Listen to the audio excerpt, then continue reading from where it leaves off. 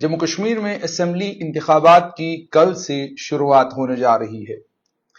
साल 2024 के शुरू होते ही स्ट्रेट लाइन पर मैंने लगातार ये बात कही थी कि इस साल म्युनिसिपैलिटी के चुनाव हो या ना हो, इस साल पंचायत के चुनाव हो या ना हो, लेकिन असेंबली के चुनाव जम्मू कश्मीर में जरूर होंगे। और जिस तरीके का रिस्पॉन्स पूरे वादी कश्मीर से और जिस तरह का रिस्पॉन्स पूरे जम्मू संभाग से इन चुनावों को मिल रहा है, ये हैरान करने वाला है।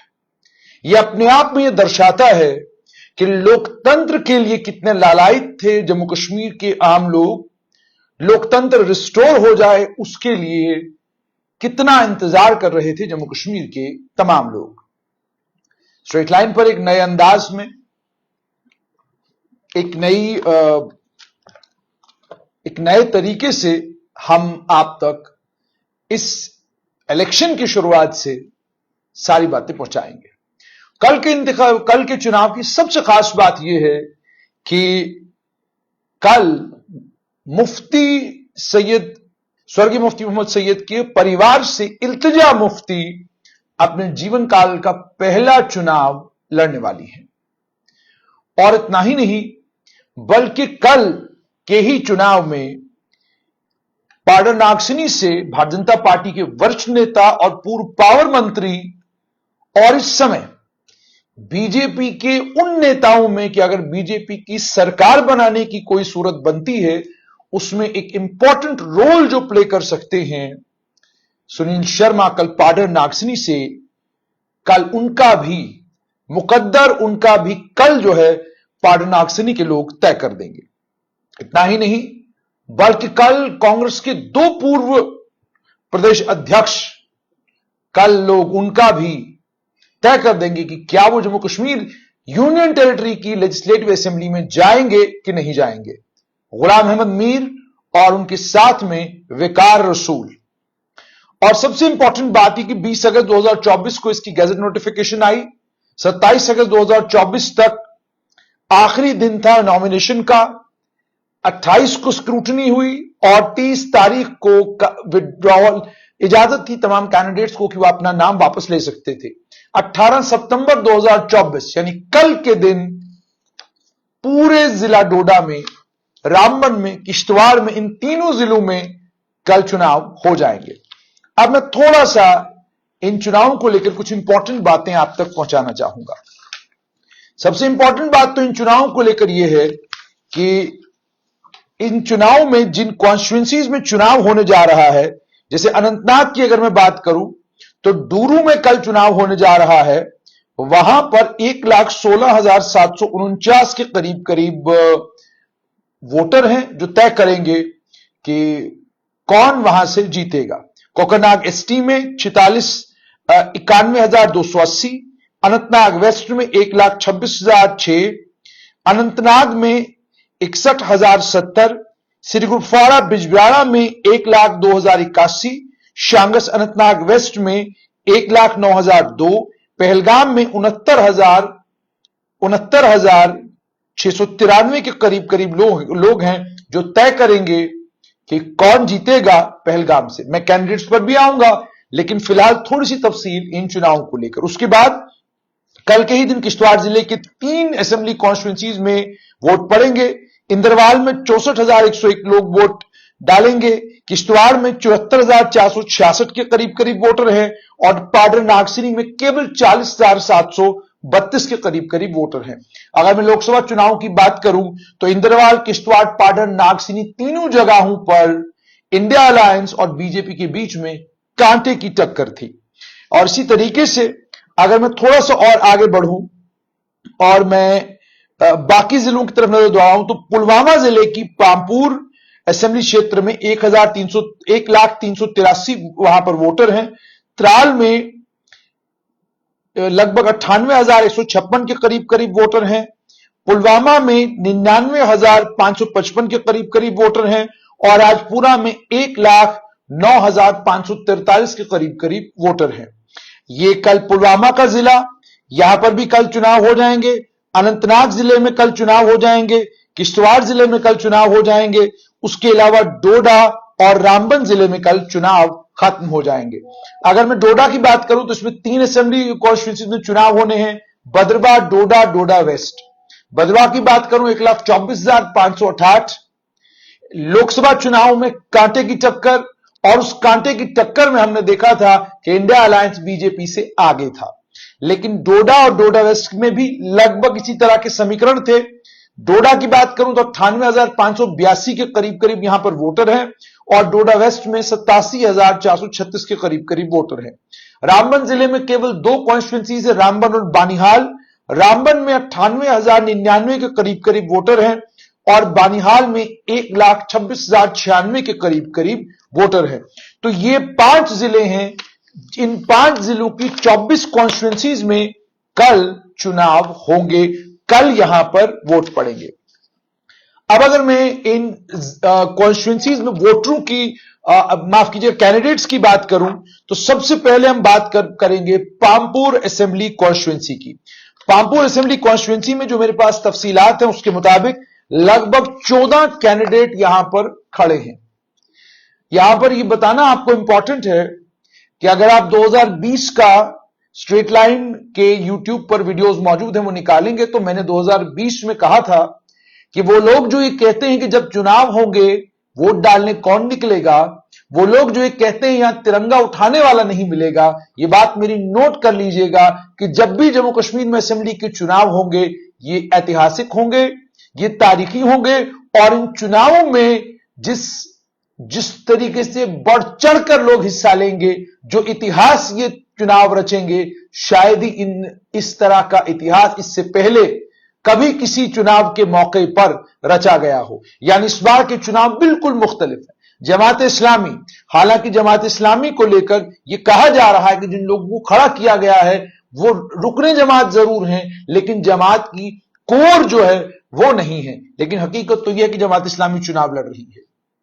घाटी में, साउथ कश्मीर में खास तौर पर अलग अलग अलगाववादी स्टेजों की जीनत और शान बने सर्जन बरकती, हालांकि बड़े गरीब घर से ताल्लुक रखते हैं, लेकिन एक अलगाववाद की विचारधारा ने उनको इन्फ्लुएंस किया, आजादी के स्टेजों को महकाते और चमकाते थे। उनकी बेटी को मैंने देखा कि वो भी लोगों से गुजारिश कर रही हैं, लोगों के सामने अपनी फरियाद रख रही हैं, और उनकी वीडियोस वायरल हो रही हैं। और आप ये भी जानते हैं कि सरजान बरकती का भी फॉर्म, और सरजान बरकती ने भी की बेटी ने पूरे तरीके से कोशिश की कि वो भी अपने बाप का केस जो है लोगों के बीच में रख सके। सिर्फ इतना ही नहीं, बल्कि जमात के साथ साथ ये भी देखने को मिला, हुर्रियत नेता सैयद सलीम गीलानी भी मैदान में उतर आए। हालांकि सैयद सलीम गीलानी लंबे वक्त से बिल्कुल खामोश थे। इन्हीं की तरह इससे पहले अब्दुल अहद वकील भी आए थे, मगर बाद में वो कहां चले गए कोई पता नहीं चला। और अब सैयद सलीम गीलानी मैदान में उतरे हैं। हुर्रियत नेता थे कल तक आजादी के एडवोकेट थे, लेकिन अब वो लोकतंत्र के एडवोकेट बने हैं, और बने भी हैं 5 अगस्त 2019 के बाद। तो चलिए, 14 कैंडिडेट पामपुर कॉन्स्टिट्यूंसी में हैं, और यहां पर नेशनल कॉन्फ्रेंस की तरफ से justice retired Hasnain Masoodi MP रह चुके हैं, वो मैदान में हैं। बीजेपी की तरफ से सैयद शौकत गयूर इंद्राबी जो कमल के फूल के निशान पर चुनाव लड़ेंगे, और Jammu Kashmir Peoples Democratic Party से उनके पुराने साथी और नेता जहूर अहमद मीर चुनाव लड़ेंगे। ये कोनीबल पामपुर के रहने वाले हैं। उसके अलावा अवामी नेशनल कॉन्फ्रेंस की तरफ से अरशद अहमद राथर, अपनी पार्टी की तरफ से अल्ताफ मीर, और उसके अलावा Jammu Kashmir Nationalist Peoples Front की तरफ से माशूक अहमद मीर, और टोटल लगभग 14 कैंडिडेट यहां से चुनाव लड़ रहे हैं। इसमें से 7 तो अलग अलग जमातों से ताल्लुक रखते हैं और 7 यहां से इंडिपेंडेंट हैं। उसके बाद अगर थोड़ा सा आगे बढ़े तो त्राल की असेंबली कॉन्स्टिट्यूंसी से भी मेरे पास जो लिस्ट, उसमें 9 कैंडिडेट यहां से भी हैं। रफी अहमद नायक हैं पीडीपी से, सुरिंदर सिंह हैं इंडियन नेशनल कांग्रेस से, और उसके अलावा यहां से Jammu Kashmir liberal democratic Party से अब्दुल रशीद गोजर हैं, पुष्विंदर सिंह, और उसके अलावा इंडिपेंडेंट कैंडिडेट हैं, और इंडिपेंडेंट कैंडिडेटों में हरबख्श सिंह सासन भी हैं, जो इंजीनियर रशीद का प्रेशर कुकर लेकर प्रेशर बना रहे हैं त्राल में। उन्हें यह उम्मीद है कि शायद इंजीनियर रशीद उन इंजीनियर रशीद की जो पॉपुलैरिटी है वो उनको त्राल में कामयाब करने में कामयाब होगी। यहां पर चूंकि यहां पर अलायंस है, अलायंस के कैंडिडेट हैं इंडियन नेशनल कांग्रेस की तरफ से सुरिंदर सिंह। उसके अलावा अगर हम बात करें पुलवामा की, तो पुलवामा कॉन्स्टिट्यूंसी में भी 12 कैंडिडेट लगभग मैदान में है, जो मेरे पास लिस्ट है 12 कैंडिडेट मैदान में है। और यहां पर भी पीडीपी और नेशनल कॉन्फ्रेंस के बीच में डायरेक्ट एक तो मुकाबला है। मोहम्मद खलील बंद है जो पहले पीडीपी में थे, बाद में पार्टी छोड़ी और अब वो नेशनल कॉन्फ्रेंस के नुमाइंदा है। उनका मुकाबला Jammu Kashmir Peoples Democratic Party के नेता वहीदुर रहमान परा के साथ है। उसके अलावा और भी यहां पर अगर मैं बात करूं तो लगभग 8 और कैंडिडेट हैं जो चुनावी मैदान में हैं। और यहां पर बीजेपी ने कोई कैंडिडेट नहीं उतारा है, लेकिन इंडिपेंडेंट लगभग यहां पर 7 के करीब हैं। इसी तरीके से अगर मैं बात करूं राजपुरा असेंबली कॉन्स्टिट्यूंसीज की, यहां से बीजेपी के चुनाव निशान पर अरशद अहमद भट्ट खड़े हुए हैं।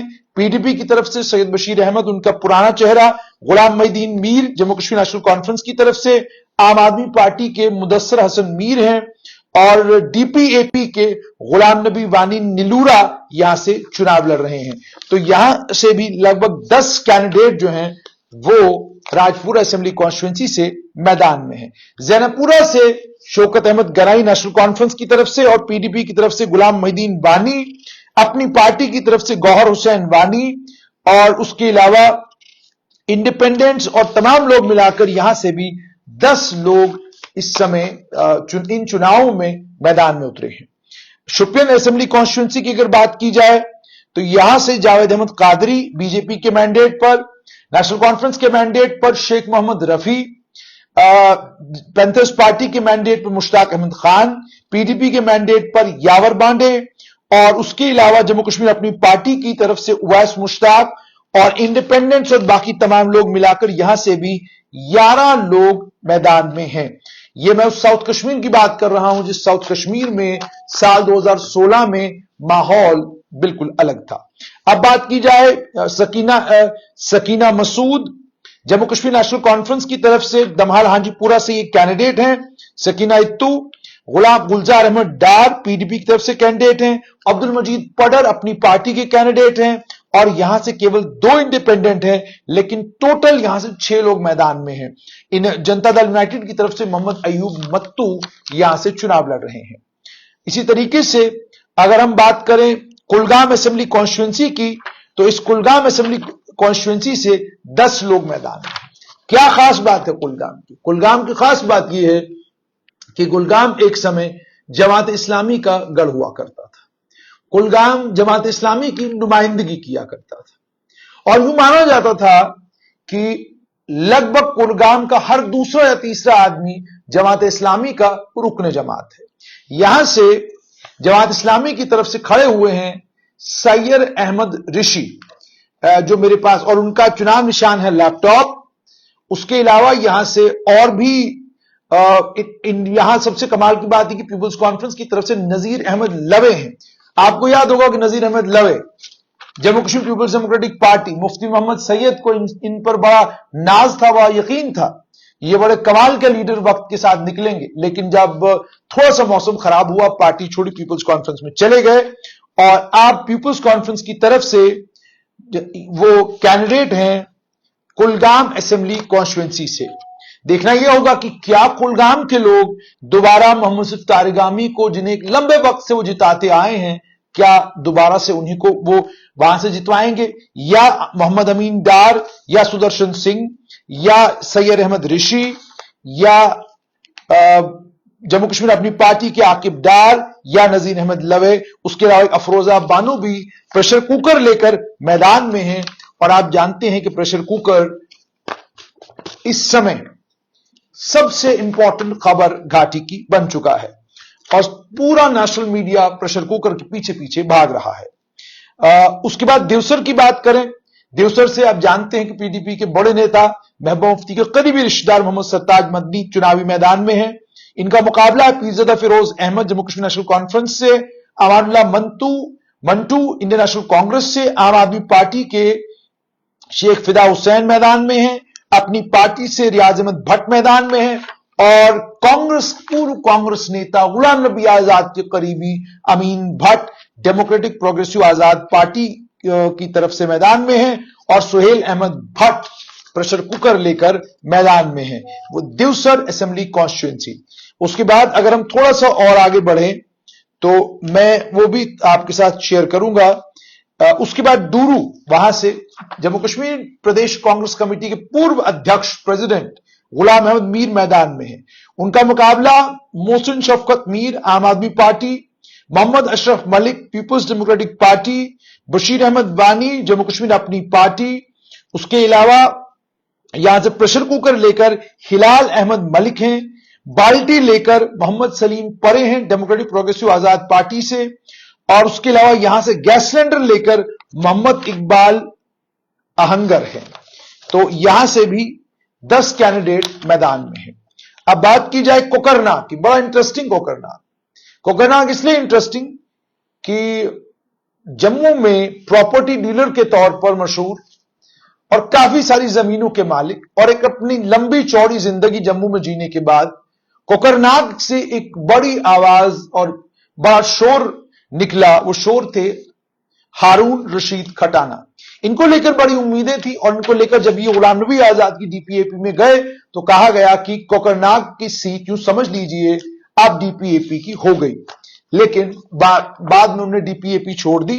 अब वो पीडीपी के मैंडेट पर चुनाव लड़ रहे हैं कोकरनाग से और इनके मुकाबले में हैं रोशन हुसैन खान गोजर बीजेपी से, जफर अली खटाना नेशनल कॉन्फ्रेंस से, मोहम्मद वक्कार भट्टी। नेशनल टेलीविजन चैनल पर कभी किसी के साथ और कभी किसी के साथ आपको टकराते नजर आए होंगे। ये युवा आवाज राजौरी पुंछ के रहने वाले, लेकिन अब अपनी पार्टी के मैंडेट पर बैट लेकर ये कोकरनाग से चुनाव लड़ रहे हैं और इनका मुकाबला डॉक्टर इशफाक अहमद चौधरी जो प्रेशर कुकर लेकर कचवन कोकरनाग से चुनाव लड़ने वाले हैं। डॉक्टर इशफाक अहमद चौधरी भी जम्मू में एक बहुत बड़ा नाम है मेडिकल साइंस की दुनिया में, लेकिन उन्होंने मेडिकल साइंस को खैरबाद कहा और पहुंच गए अपने गांव चुनाव लड़ने के लिए। गुलजार अहमद खटाना यहां पर गैस सिलेंडर लेकर चुनाव लड़ रहे हैं। टेलीफोन के निशान पर बशीर अहमद खड़ी चुनाव लड़ रहे हैं और कारपेट के निशान पर मोहम्मद शरीफ शाह चुनाव लड़ रहे हैं। 10 लोग कोकरनाग से भी मैदान में, और ये सारा साउथ कश्मीर है। अनंतनाग वेस्ट की बात करूंगा मैं तो पीडीपी की तरफ से उनके पुराना और पुख्ता चेहरा अब्दुल गफ्फार सोफी ये पीडीपी की तरफ से चुनाव लड़ रहे हैं। अब्दुल मजीद लारमी लारम बाजार गंजीपुरा के रहने वाले जम्मू कश्मीर नेशनल कॉन्फ्रेंस के चुनाव निशान हल पर चुनाव लड़ रहे हैं। और उसके अलावा बीजेपी के रफीक वानी, कमल का फूल, बिलाल अहमद देवा गुलाम नबी आजाद के करीबी डीपीएपी से चुनाव लड़ रहे हैं बाल्टी लेकर। गुल मोहम्मद भट्ट जनता दल यूनाइटेड की तरफ से तीर लेकर चुनाव लड़ रहे हैं। उसके अलावा प्रेशर कुकर के निशान पर आकिब मुश्ताक गनई आजाद उम्मीदवार के तौर पर चुनाव लड़ रहे हैं और कंप्यूटर लेकर यहां पर फयाज अहमद खांडी हैं और ब्लैकबोर्ड लेकर गुलशन अख्तर हैं जो यहां से चुनाव लड़ रहे हैं। यहां से भी 9 कैंडिडेट चुनावी मैदान में हैं। अब बात करें हम पीरजादा मोहम्मद सैयद की, कांग्रेस के एक और प्रदेश अध्यक्ष, भारी भरकम नेता, पूर्व मंत्री, करप्शन के आरोप इनके ऊपर लगे। गुलाम नबी आजाद ने बाहर का रास्ता दिखाया, कांग्रेस छोड़ दी, गुलाम नबी आजाद के साथ गए, बाद में गुलाम नबी आजाद को छोड़ा, वापस कांग्रेस में आ गए। इस बार कांग्रेस के चुनाव निशान हाथ पर वो अनंतनाग 44 अनंतनाग से चुनाव लड़ रहे हैं। इनका मुकाबला बीजेपी के सैयद पीरजादा वजाहत हुसैन और नेशनल कॉन्फ्रेंस के दूसरे बड़े और कद्दावर लीडर शेख मोहम्मद अब्दुल्ला के बाद, स्वर्गीय शेख मोहम्मद अब्दुल्ला के बाद अगर कोई थे तो स्वर्गीय अफजल बेग थे। अफजल बेग के सुपुत्र डॉक्टर महबूब बेग बड़े खूबसूरत तकरीरें किया करते थे जब नेशनल कॉन्फ्रेंस में थे। फिर न जाने क्या हुआ कि उन्होंने नेशनल कॉन्फ्रेंस छोड़ दी और वो चले गए पीडीपी में। उसके बाद लगा यूं था कि अगर उन्हें भी महसूस हो रहा है कि वह नेशनल कॉन्फ्रेंस को कमाल करने लगी है, शायद वो नेशनल कॉन्फ्रेंस को खैरबाद कहकर वापस, माफ कीजिएगा, शायद वो पीडीपी को खैरबाद कहकर वापस नेशनल कॉन्फ्रेंस में चले जाएंगे। लेकिन डॉक्टर महबूब बेग बने रहे और इस समय वो पीडीपी के एक कद्दावर और ताकतवर लीडर हैं और चुनाव लड़ रहे हैं 44 अनंतनाग असेंबली कॉन्स्टिट्यूएंसी से। ये पीडीपी के चुनाव निशान कलमदाबाद पर चुनाव लड़ रहे हैं। इनका मुकाबला है, जैसे मैंने आपको पहले ही कहा, पीरजादा मोहम्मद सैयद यहां से चुनाव लड़ रहे हैं, मीर अल्ताफ हुसैन हैं, संजय सराफ हैं राष्ट्रीय लोक जनशक्ति पार्टी के, रफीक अहमद कुंडरू हैं अवामी नेशनल कॉन्फ्रेंस के, उसके अलावा नासिर अली कोचक हैं डेमोक्रेटिक पार्टी के, हिलाल अहमद शाह जम्मू कश्मीर अपनी पार्टी से चुनाव लड़ रहे हैं।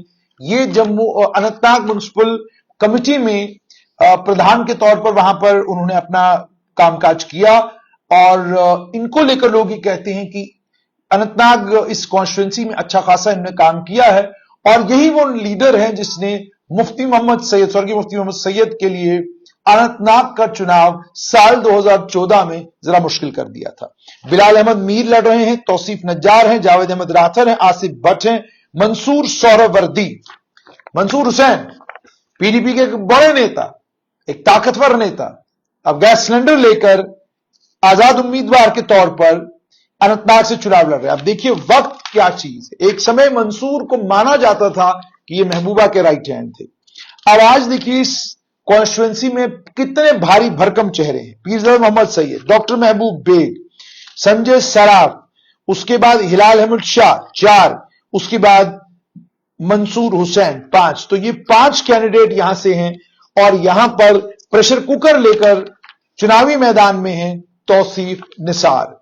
उसके बाद सबसे important constituency, constituency of constituencies कहा जाएगा, वो कॉन्स्टिट्यूएंसी जो मुस्तकबिल तय करेगी मुफ्ती परिवार का, जो कॉन्स्टिट्यूएंसी तय करेगी कि क्या मुफ्ती मोहम्मद, स्वर्गीय मुफ्ती मोहम्मद सैयद की लेगेसी कंटिन्यू करेगी।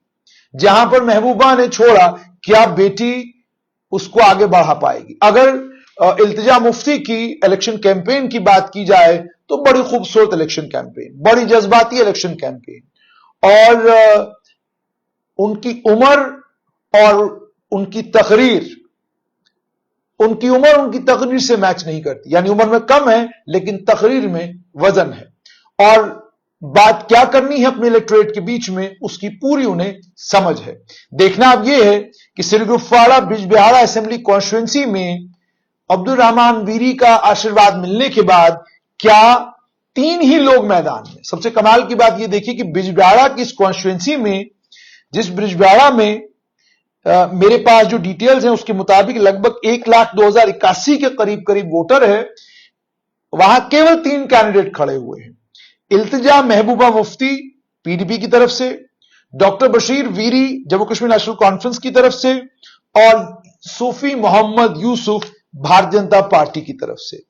ये कॉन्स्टिट्यूएंसी के 1 लाख से ज्यादा मतदाता तय करेंगे कि क्या इल्तिजा मुफ्ती पीडीपी का मुस्तकबिल, वैसे तो है मुस्तकबिल क्योंकि जाहिर सी बात है बेटी है महबूबा मुफ्ती की तो मुस्तकबिल उन्हीं को होना है, लेकिन क्या चुनावी मैदान में वो कमाल कर पाएंगे जिस कमाल की तवक्का और उम्मीद उनको उनकी मां को उनसे है। उसके बाद हम बात करते हैं शांगस अनंतनाग ईस्ट की।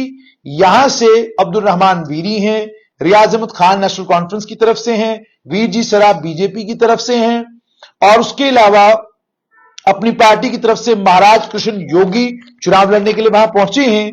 और उसके अलावा अगर हम बात करें प्रेशर कुकर की तो इम्तियाज अहमद राथर प्रेशर कुकर लेकर वहां से चुनाव लड़ रहे हैं। लैपटॉप लेकर फैजान राही फोहर अनंतनाग के रहने वाले आजाद उम्मीदवार के तौर पर मैदान में उतरे। 13 प्रत्याशी हैं यहां से, 13 कैंडिडेट्स आर इन द फ्रे। 46 शांगस अनंतनाग ईस्ट। उसके बाद अगर थोड़ा सा और हम आगे बढ़ें तो आती है बारी पहलगाम। पहलगाम में जम्मू कश्मीर नेशनल कॉन्फ्रेंस की तरफ से अल्ताफ अहमद वानी माफ कीजिएगा चुनाव लड़ रहे हैं।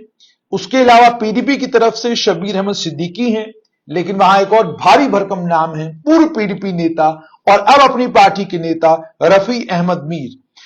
अवामी नेशनल कॉन्फ्रेंस की तरफ से शबीर अहमद पडर हैं और 2 इंडिपेंडेंट भी यहां से हैं। उसके अलावा अब हम बात करेंगे इंदरवाल। इंदरवाल कॉन्स्टिट्यूएंसी में भारतीय जनता पार्टी के कैंडिडेट ने तारीफ की लंबे समय से बीजेपी में, कोई पार्टी नहीं बदली, पहले नेशनल कॉन्फ्रेंस में थे, वो छोड़ी और उसके बाद बीजेपी में आ गए। उसके बाद से लेकर आज तक कभी कोई वापसी के बारे में सोचा भी नहीं। इस वक्त प्रत्याशी हैं बीजेपी के वहां से, और संभवतः पॉसिबिलिटी जो इनको नजर आती है वो ये है कि त्रिकोणीय मुकाबले में हो सकता है इनको रास्ता मिल जाए। मोहम्मद जफरुल्लाह इंडियन नेशनल कांग्रेस के प्रत्याशी हैं। नासिर हुसैन शेख पीडीपी की तरफ से चुनावी मैदान में हैं। आशिक हुसैन अपनी पार्टी की तरफ से चुनावी मैदान में हैं। उसके अलावा प्यारेलाल शर्मा, नेशनल कॉन्फ्रेंस के बड़े नेता, पूर्व मुख्यमंत्री और प्रधान National Conference doctor Farooq Abdullah, Pyarelal Sharma के घर में शादी थी, उस शादी में गए, काफी नाचा गाया, हाथ में हाथ डाल के गाने भी गाए, सब कुछ किया। लेकिन बाद में अलायंस हुआ और अलायंस के बाद जो है प्यारेलाल शर्मा को कहा गया कि आपने लड़ना नहीं, हमारा अलायंस को सपोर्ट है, आप समर्थन करेंगे जफर का। उन्होंने कहा नहीं जी मैं समर्थन नहीं करूंगा, मैं खुद लड़ूंगा। तो अब प्यारेलाल शर्मा सिलाई मशीन लेकर उतरे हैं और लोगों से ने कल तय करना है कि क्या सिलाई मशीन कामयाब होगी या गुलाम मोहम्मद सरूड़ी। देखिए गुलाम मोहम्मद सरूड़ी की किस्मत देखिए, इन्हें मिला है प्रेशर कुकर। वो प्रेशर कुकर जिस प्रेशर कुकर को घाटी में लोग केवल और केवल इंजीनियर रशीद के नाम से जानते हैं। और ये कौन गुलाम मोहम्मद सरूड़ी? कांग्रेस के वरिष्ठ नेता जिन्होंने कांग्रेस छोड़ी और डीपीएपी बनवाने में जिनका एक कलीदी रोल, एक इंपॉर्टेंट रोल। और अब 9 के साथ गुलाम नबी आजाद, 9 के साथ कांग्रेस, अब ये बिल्कुल आजाद उम्मीदवार के तौर पर चुनाव लड़ रहे हैं। कर्मठ नेता है। देखना यह होगा कि क्या इंद्रवाल कॉन्स्टिट्यूंसी के लोग दोबारा गुलाम मोहम्मद सरूड़ी को चुनते हैं या वो प्यारेलाल शर्मा, शेख जफरुल्लाह, तारिकीन, सलमान निसार, नासिर शेख और ये जो बाकी तमाम कैंडिडेट है इनमें से किसी को मौका देते हैं। 9 लोग चुनावी मैदान में, लेकिन कामयाब 2 को होना है, माफ कीजिएगा 1 को होना है। किश्तवाड़ की अगर बात करें तो किश्तवाड़ में 7 कैंडिडेट मैदान में हैं, लेकिन यहां पर पूर्व गृह मंत्री जम्मू कश्मीर के सज्जाद किचलू, इनकी इलेक्शन कैंपेन को मैंने बड़ा क्लोजली देखा। पहले कंट्रोवर्सी हुई, जिस कंट्रोवर्सी में हालांकि इन्होंने कहा कुछ और था, उसको मोड़ा कहीं और गया। वो समझा जा सकता है, जाहिर सी बात है कि राजनीतिक माहौल है, उस माहौल में राजनीतिक दल एक दूसरे के ऊपर छीटाकशी करने के लिए वीडियोस काट के इधर उधर करके करने का वो सिलसिला रहेगा। लेकिन सज्जाद किचलू ने एक अच्छा इलेक्शन कैंपेन किया। अब देखना कि लोग कल क्या दोबारा मौका सज्जाद किचलू को देंगे या वो युवा चेहरा, परिहार परिवार से ताल्लुक रखने वाली शगुन परिहार, जिनके इलेक्शन कैंपेन में जान लगा दी सुनील शर्मा ने, क्या वो शगुन परिहार को किश्तवाड़ के लोग मौका देंगे या किश्तवाड़ के लोग सुमित कुमार जो बीएसपी से हैं, या वो फिरदौस अहमद टाक जो पीडीपी से हैं, अनूप कुमार जो इंडिपेंडेंट खड़े हुए हैं, रवि कुमार, रूपलाल, ये सब लोग इंडिपेंडेंट खड़े हुए हैं, क्या वो इनमें से किसी को मौका देंगे? 7 लोग चुनावी मैदान में हैं, लेकिन देखना यह होगा कि 8 अक्टूबर को कौन यहां से जीतता है। अब हम बात अगर करें पाडर नागसिनी कॉन्स्टिट्यूंसी की, नेशनल कॉन्फ्रेंस की डीडीसी पूजा ठाकुर यहां से चुनावी मैदान में हैं और इनके मुकाबले में संदेश कुमार पीडीपी के और सुनील शर्मा भारतीय जनता पार्टी का एक ताकतवर नाम और बड़ा चेहरा, ये उनके मुकाबले में है। उसके अलावा अनिल कुमार, राकेश गोस्वामी, श्रीकांत, ये 3 इंडिपेंडेंट भी चुनावी मैदान में है। इन 3 की अगर मैं बात करूं तो सुनील शर्मा जाहिर सी बात है बीजेपी का एक बड़ा चेहरा है। पूजा ठाकुर को मुकाबला पूजा ठाकुर के साथ देखना यह होगा कि क्या लोग सुनील शर्मा को दोबारा से कामयाब बनाते हैं या वो पूजा ठाकुर को मौका देते हैं या वो बाकी जो कैंडिडेट्स है संदेश कुमार, अनिल कुमार, उनमें से किसी को मौका देते हैं। कुंजा भद्रवाह की बात करूं तो पूर्व एमएलए दलीप सिंह परिहार का मुकाबला नेशनल कॉन्फ्रेंस के कैंडिडेट शेख महबूब इकबाल, बीएसपी की मीनाक्षी भगत, आईएनसी के नेशनल कांग्रेस के नदीम शरीफ और उसके अलावा अपनी पार्टी के विक्रम राठौर, शिवसेना उद्धव बाला साहब ठाकरे के विनोद कुमार, मुहसिन इम्तियाज, मोहम्मद माजिद, मनोज कुमार पादा और उसके अलावा अशोक कुमार काचू, ये सब लोग 10 के करीब करीब कैंडिडेट हैं जो इस वक्त भद्रवाह से मैदान में हैं। देखना यह होगा कि क्या लोग दलीप सिंह परिहार को मौका देते हैं या वो नदीम शरीफ नियाज या शेख महबूब इकबाल या मीनाक्षी भगत या बाकी लोग जो इनमें से किसी को मौका देते हैं। डोडा में पुराने खिलाड़ी हैं सर। नया खिलाड़ी डोडा में केवल और केवल शेख रियाज अहमद है इंडियन नेशनल कांग्रेस की तरफ से। वो भी इसलिए हुए क्योंकि अब्दुल मजीद वानी वक्त पर कांग्रेस में नहीं गए। वक्त पर गए होते तो शायद आज कहानी कुछ और होती। डोडा में सनातन धर्म सभा के साथ जुड़े हुए, बीजेपी के साथ जुड़े हुए और बड़े लो प्रोफाइल रहने वाले डोडा में मेरे मोहल्लेदार भी गजय सिंह राणा भारतीय जनता पार्टी के चुनाव निशान कमल के फूल पर चुनाव लड़ रहे हैं। इनकी पुरानी कुछ वीडियोस है जिसमें इन्होंने कुछ टिप्पणियां की। वो पुरानी सारी वीडियोस वायरल हुई और उन पुरानी सारी वीडियोस के वायरल होने से लोगों को यह लगा था कि जबरदस्त पोलराइजेशन होगी, मगर वो पोलराइजेशन उस लेवल की नहीं हो पाई जिस लेवल की पोलराइजेशन की उम्मीद थी। अब कल ये देखना है कि जब वोटर वोट डालने के लिए निकलता है तो उसके लिए प्रायोरिटी क्या होगी। क्या उसके लिए प्रायोरिटी ये होगा कि किसने क्या कहा, या उसके लिए प्रायोरिटी ये होगा कि हमको परिवर्तन चाहिए, हमको बदलाव चाहिए। महराज मलिक आम आदमी पार्टी के कैंडिडेट, जबरदस्त रैली की इन्होंने और उसके अलावा एक बड़ा खूबसूरत इलेक्शन कैंपेन भी उन्होंने वहां पर रन किया। मंसूर भट्ट पीडीपी के कैंडिडेट हैं। उसके अलावा अब्दुल मजीद वानी बाल्टी लेकर डीपीएपी के मैंडेट पर चुनाव लड़ रहे हैं। बिलाल खान गैस सिलेंडर लेकर, जवाज अहमद प्रेशर कुकर लेकर, तारिक हुसैन सिलाई मशीन लेकर डोडा से चुनाव लड़ रहे हैं। कुल मिलाकर डोडा में जो नए चेहरे हैं उसमें महराज मलिक, गजय सिंह राणा, मंसूर अहमद भट्ट, बिलाल खान, जवाज अहमद, तारिक हुसैन, ये नए चेहरे हैं। लेकिन पुराने दो लोग, माफ कीजिएगा, खालिद अजीज सोहरवर्दी और अब्दुल मजीद वानी है। नए लोगों में शेख रियाज अहमद भी है। गजय सिंह राणा के बारे में मैंने आपको बोल दिया। कल देखना है कि डोडा इस कॉन्स्टिट्यूएंसी के लोग, डोडा 52 से कल वोटर क्या तय करता है। डोडा वेस्ट की बात की जाए तो प्रदीप कुमार चुनाव निशान हाथ, इंडियन नेशनल कांग्रेस के कैंडिडेट हैं। तनवीर हुसैन पीडीपी की तरफ से चुनावी मैदान में है। शक्तिराज परिहार पूर्व एमएलए, वो बीजेपी की तरफ से। यासिर शफी मत्तू आम आदमी पार्टी की तरफ से। अब्दुल गनी डीपीएपी की तरफ से।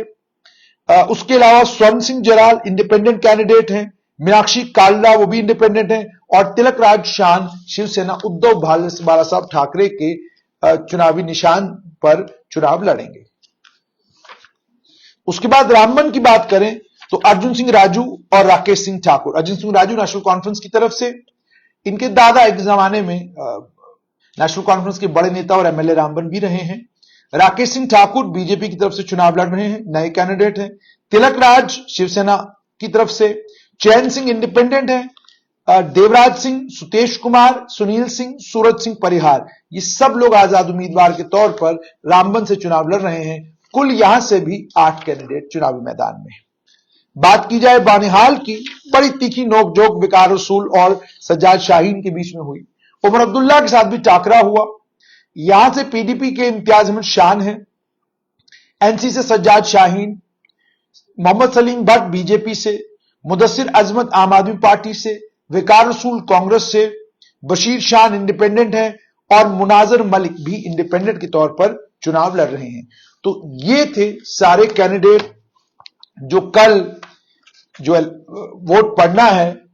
ये वो सारे कैंडिडेट्स हैं जो जिनकी तकदीर कल तय हो जाएगी। जहां तक कल के पहले चरण का चुनाव का ताल्लुक है, अनंतनाग और जैसा मैंने आपको ऑलरेडी कह दिया, अनंतनाग और पुलवामा कल 2 जिले घाटी के हैं जहां पर चुनाव होना है। और किश्तवाड़, डोडा, रामबन 3 जिले हैं जम्मू संभाग के जहां चुनाव होना है। प्राथमिकताएं लोग जानते हैं क्या है, लेकिन पूरा ये चुनावी कैंपेन घाटी का भी और डोडा, रामबन, किश्तवाड़ का भी देखकर एक बात जिस पर मैं इसको कंक्लूड करूंगा वो ये है कि भारत के लोकतंत्र की सबसे बड़ी खूबसूरती ये है कि आपने कहा था कि कौन चुनाव लड़ेगा, हम तो पंचायत में नहीं उतरेंगे। आपने कहा था कि ये यूनियन टेरिटरी की लेजिस्लेटिव असेंबली का हिस्सा हम नहीं बनना चाहेंगे, ये यूनियन टेरिटरी की लेजिस्लेटिव असेंबली हमको नहीं भाती। लेकिन आज हालत ये है, माहौल ये है कि चारों तरफ चुनाव की गहमागहमी है और नेता ये जानते हुए भी कि उनके पास अधिकार क्या है, हवाई बातें कर रहे हैं। आज उमर अब्दुल्ला ने भी एक हवाई बात की। उन्होंने हवाई बात ये की, उन्होंने कहा कि सुप्रीम कोर्ट का फैसला है, कोई खुदा का फैसला नहीं है। पार्लियामेंट ने हमें यूनियन टेरिटरी बनाया है, 370 वापस आएगा। ऑटोनॉमी गई, आज तक नहीं आई। संविधान जो जम्मू कश्मीर का एक समय था, उसमें संशोधन होते गए, उसमें जो कुछ रिवर्स नहीं हुआ। पावर प्रोजेक्ट चले गए, कुछ वापस नहीं आया। मतलब यह कि जो आप कहते हैं प्रैक्टिकली वो इम्पॉसिबल है, लेकिन चलिए, वोटर को अगर भा रहा है, उसको अगर लग रहा है ऐसा होगा, तो आप नेता हैं, आपका हक है ये बात करने का। मगर जब आप कल वोट डालने जाएं, तो इस बात का ख्याल रखिएगा कि आप अच्छी सड़क, बिजली, पानी, स्वास्थ्य सुविधाएं, स्कूल, कॉलेज, यूनिवर्सिटी के लिए वोट डालिएगा। कतन जहन में यह रखकर कि कोई 370 वापस लाएगा या 370 वापस आएगा, या यूं कि हमारे पास कोई ताकतें ऐसी हैं जिनसे 370 वापस लाया जा सकता है, इन सब चीजों को, इन सब बातों को आप सुनिए जरूर, but what is practically unimplementable, what can not be achieved in any case, उन सभी बातों पर उनको सुनिए जरूर, लेकिन वोट डालते वक्त अपना जहन बेसिक एम्यूनिटीज और फैसिलिटीज पर रखिए।